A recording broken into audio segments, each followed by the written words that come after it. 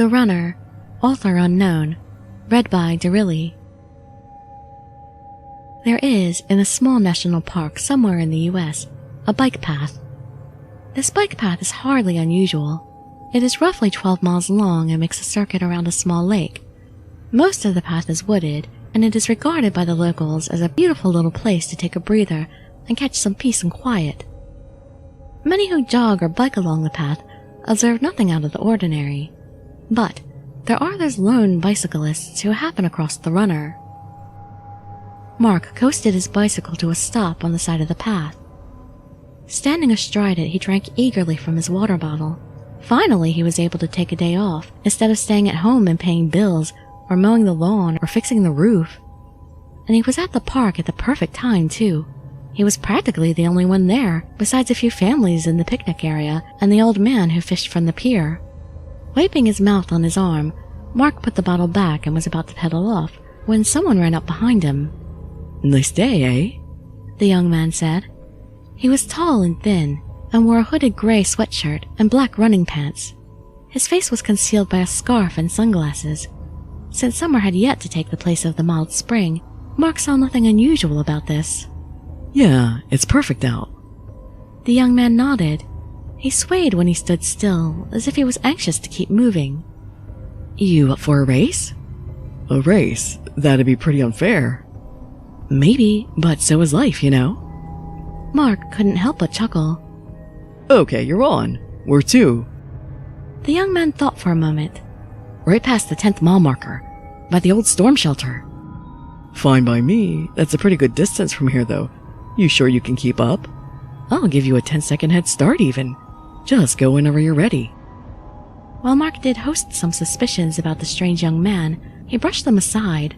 Sure, he was a bit odd, but he seemed nice enough. Mark put his foot to the pedal and rode off. His speed was almost casual, and with good reason. The 10-second head start would let him build up enough speed to leave any jogger in the dust. "You know, you're going to have to do much better than that." Mark looked to the left to see the young man there, keeping an equal pace with the bicycle without moving at much more than a light jog. The 10 seconds had achieved nothing. How did he do that? Mark immediately shifted gears and began to put some force behind his pedaling. The bike shot off down the path. Mark kept his head low, cutting through the air with aerodynamic precision. The wind whipped around him, filling his lungs with cool air.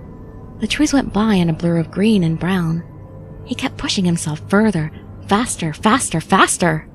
There was no way the jogger was anywhere close to him. Turning his head to the side, Mark saw to his dismay that the young man was still there, matching his speed perfectly. But now he wasn't even running on the path anymore. He ran straight through the woods, dodging obstacles with the grace of a deer. Actually, it would be inaccurate to say he even ran.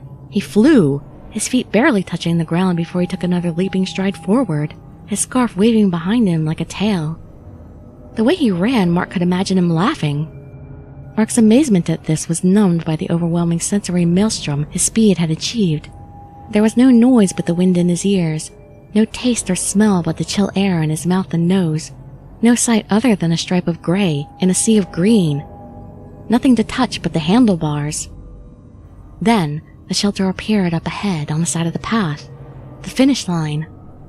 Mark looked off into the woods. There was no sign of the young man. He must have left him behind. Redirecting his gaze toward the shelter, he gasped and hit the brakes hard. He screeched to a halt in front of the old wooden storm shelter, twin streaks of rubber burning into the path behind him, and the young man standing in front of him. "Nice effort there," he said, not the least bit winded. Mark, on the other hand, could not reply due to his shortness of breath. "I almost thought you were a lost cause at the beginning, but you pulled through for the finish.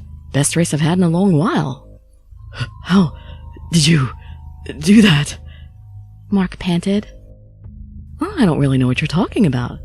But anyway, here's your prize." "What prize?" "Your consolation prize, of course." The young man almost sounded insulted. "I can't let effort like that go unrewarded. So much better than the others." Mark's vision began to warp. The forest seemed to grow darker, unreal. The young man seemed to loom larger and more mysterious. Shadows and shapes that should not have been there appeared in the forest. Bodies, dozens of them. Bodies impaled on saplings, bodies with heads smashed in by rocks, bodies torn open by some ungodly force, bodies hanging by their own entrails from the branches of trees.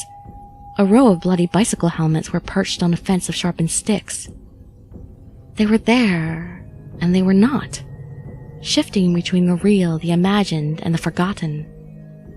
"Here is your prize, a word from the wise," the young man said, in a voice textured by the way no man's was. "The one who does not give his all receives nothing but his grave."